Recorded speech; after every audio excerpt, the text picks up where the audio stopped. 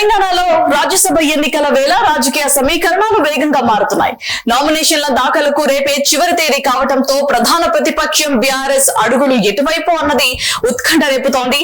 ప్రస్తుతం Rajya Sabha floor leader గా ఉన్న కేఆర్ సురేష్ రెడ్డి పదవీకాలం ముగియడంతో ఈ స్థానం కోసం పోటీ చేయాలా వద్దా అనే అంశంపై గులాబీ పార్టీలో తర్జన భర్జనలు సాగుతున్నాయి. ప్రస్తుతం బీఆర్ఎస్ వద్ద కేవలం 27 మంది ఎమ్మెల్యేల బలం మాత్రమే ఉండటంతో గెలుపు అవకాశాలపై దయనమా నెలకొంది. అయితే పార్టీ మారిన 10 మంది ఎమ్మెల్యేలను ఇరుకున పెట్టే వ్యూహంతో బీఆర్ఎస్ బరిలోకి దిగే అవకాశం ఉందని ప్రచారం జరుగుతోంది. గత కొద్ది రోజులుగా పార్టీ అధినేత కేసీఆర్ తో వర్కింగ్ ప్రెసిడెంట్ కేటీఆర్, హరీష్ రావు ఇతర ముఖ్య నేతలతో సుదీర్ఘంగా చర్చిస్తున్నారు.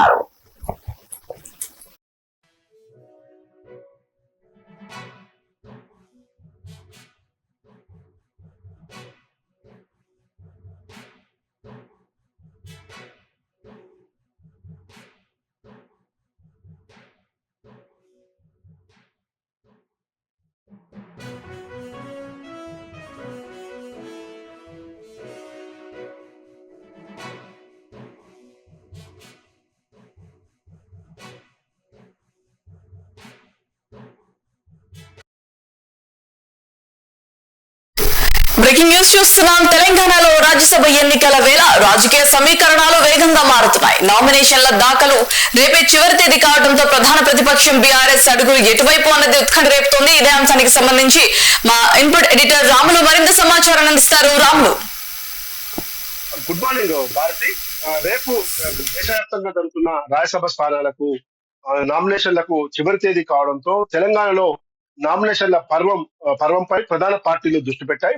ముఖ్యంగా అధికార కాంగ్రెస్ పార్టీ ఒకవైపు ప్రధాన దృష్టిని పెడితే, ప్రధాన ప్రతిపక్షమైన బీఆర్ఎస్ పార్టీ రాజ్యసభ ఎన్నికలపై చాలా సీరియస్ గా చర్చలు నడుపుతా ఉంది. గత కొద్ది రోజులుగా ఫామ్ హౌస్ వేదికగా మాజీ ముఖ్యమంత్రి కేటీఆర్, హరీష్ రావుతో పాటు పలువురు ముఖ్య నేతలతో కూడా చర్చించడం చెప్పి తెలుస్తా ఉంది. ఈ రాజ్యసభ ఎన్నికల్లో ముఖ్యంగా ప్రస్తుతం రాజ్యసభలో ఫ్లోర్ లీడర్ గా ఉన్న కేఆర్ సురేష్ రెడ్డి స్థానం బీఆర్ఎస్ కు సభ్యునిగా ఉన్న స్థానం ఖాళీ అయింది. ఆ ఖాళీ స్థానంలో మరొకసారి బీఆర్ఎస్ పార్టీగా అభ్యర్థిని పెట్టాలా వద్దా, పెడితే ఎవరిని పెట్టాలనే దానిపైన కూడా చర్చ నడుస్తా ఉంది. ముఖ్యంగా ప్రస్తుతం 2023 అసెంబ్లీ ఎన్నికల్లో మొత్తం 39 మంది కేసీఆర్ తో సహా 39 మంది శాసనసభతో బలంగా ఉన్న ప్రధాన ప్రతిపక్షంగా ఉన్న బీఆర్ఎస్ పార్టీ 10 మంది ఎమ్మెల్యేలు కాంగ్రెస్ పార్టీ అంటే ముఖ్యమంత్రి రేవంత్ రెడ్డితో కలిసి, ప్రభుత్వంతో కలిసి నియోజకవర్గ అభివృద్ధి కోసమే మేము ముఖ్యమంత్రి వెంట వెళ్తున్నామని చెప్పారు. అది దానిపైన అటు సుప్రీంకోర్టులో, హైకోర్టులో, ఇటు స్పీకర్ కార్యాలయంలో విచారణ జరుగుతా ఉన్నాయి. వాళ్ళంతా బీఆర్ఎస్ ఎమ్మెల్యేలే, కాంగ్రెస్ ఎమ్మెల్యే కాదు అని చెప్పి కూడా తాజాగా తీర్పు ఉంది. మరోవైపు కడియం, దారా నాగేంద్రల పైన కూడా ఇంకా విచారణ పర్వం కొనసాగుతుంది. అయితే ఈ నేపథ్యంలో ప్రస్తుతం అటు కంటోన్మెంట్ ఎమ్మెల్యే అటన్ మరణం, తర్వాత జూబ్లీహిల్స్ ఎమ్మెల్యే అటన్ మరణం, దీంతో 2 స్థానాలను కూడా కాంగ్రెస్ పార్టీ కైవసం చేసుకుంది. దీంతో ప్రస్తుతం బీఆర్ఎస్ పార్టీకి 10 మంది బీఆర్ఎస్ ఎమ్మెల్యేలు తీసేస్తే కేవలం 27 మంది శాసనసభ్యుల బలం మాత్రమే ఉంది. కాబట్టి ఈ పరిస్థితుల్లో రాజ్యసభ ఎన్నికల్లో నామినేషన్ వేయాలా వద్దా, పోటీ చేస్తే ఏ విధంగా ఉంటుంది, పోటీ చేయకపోతే ఎలాంటి సంకేతాలు పోతాయి. ఇప్పటికే పార్లమెంట్ ఎన్నికల్లో 16 స్థానాలకు ఏ ఒక్క సీటు గెలుచుకోకుండా బీఆర్ఎస్ పార్టీ ఖాళీగా లోక్సభ స్థానాలను వదిలిపెట్టుకుంది. ఎట్టి పరిస్థితుల్లో ఒక్క సీటు కూడా గెలవలేదు. ఇప్పుడు రాజ్యసభ ఎన్నికల్లో కూడా అభ్యర్థిని పెట్టి మళ్ళీ ఓటమి పాలైతే ఎలా ఉంటుంది, ఏ విధంగా రాజకీయ సంకేతాలు పోతాయనే దానిపైన కూడా ఆలోచిస్తున్నారు. మరోవైపు ఇటీవల స్పీకర్ ఏదైతే 8 మంది ఎమ్మెల్యేల విషయంలో వాళ్ళంతా కూడా పార్టీ మారలేదు, వాళ్ళంతా బీఆర్ఎస్ ఎమ్మెల్యేలుగానే ఉన్నారని చెప్పి ఏదైతే తీర్పిచ్చాడో ఆ 8 మంది ఎమ్మెల్యేలను కూడా ఇరుకుడ పెట్టే విధంగా విప్ జారీ చేసి అభ్యర్థికి ఓటేసేలా ప్రయత్నం చేయాలా, ఏ విధంగా అనేది కూడా మాత్రం ఒక వ్యూహంతో కేసీఆర్ చర్చిస్తున్నాడు. తాజాగా నిన్న మొన్న ఇవాళ కూడా కేటీఆర్, హరీష్ రావులతో ఫామ్ హౌస్ లో మాజీ ముఖ్యమంత్రి బీఆర్ఎస్ పార్టీ అధినేత కేసీఆర్ చర్చిస్తున్నాడు. కాబట్టి ఆ వైపు 10 మంది బీఆర్ఎస్ రెబల్ ఎమ్మెల్యేలు వాళ్ళంతా కాంగ్రెస్ వైపు ఉన్నారు. కాంగ్రెస్ సమావేశానికి వెళ్తున్నారు, గాంధీ భవన్ వెళ్తున్నారు. ప్రభుత్వం అసెంబ్లీ నడిచే సమయంలో కూడా అసెంబ్లీలో కూడా కాంగ్రెస్ పక్షాన్ని కూర్చొని కాంగ్రెస్ మొదటగా మాట్లాడుతున్న పక్షంలో కేవలం 27 మంది సభ్యులు ఎమ్మెల్యేల సంఖ్య మాత్రమే బీఆర్ఎస్ పార్టీకి ఉంది. ఈ నేపథ్యంలో రాజ్యసభ అభ్యర్థిని పెట్టి ఏ విధంగా ఎదుర్కోవాలి, పెట్టకపోతే ఎలాంటి రాజకీయ సంకేతాలు పోతాయి అనే దానిపైన మాత్రం కొంత బీఆర్ఎస్ తర్జన భర్జన పడతా ఉంది. ఎక్కువ మంది ఖచ్చితంగా పోటీ పెట్టాలనే దానిపైన ఒక అభిప్రాయం చెప్తున్నప్పటికీ ముఖ్యంగా పార్టీ అధినేత మాజీ ముఖ్యమంత్రి కేసీఆర్ నిర్ణయమే ఫైనల్ కాబట్టి ఇలాంటి పరిస్థితుల్లో ఏ విధంగా ఉంటుందని మాత్రం బీఆర్ఎస్ ఆలోచిస్తా ఉంది. ఓవైపు బీఆర్ఎస్ పైన కాంగ్రెస్, బీజేపీతో పాటు కేసీఆర్ సొంత కూతురు కల్వకుంట్ల కవిత జాగృత అధ్యక్షురాలు. కవిత కూడా అనేక విమర్శలు చేస్తా ఉంది.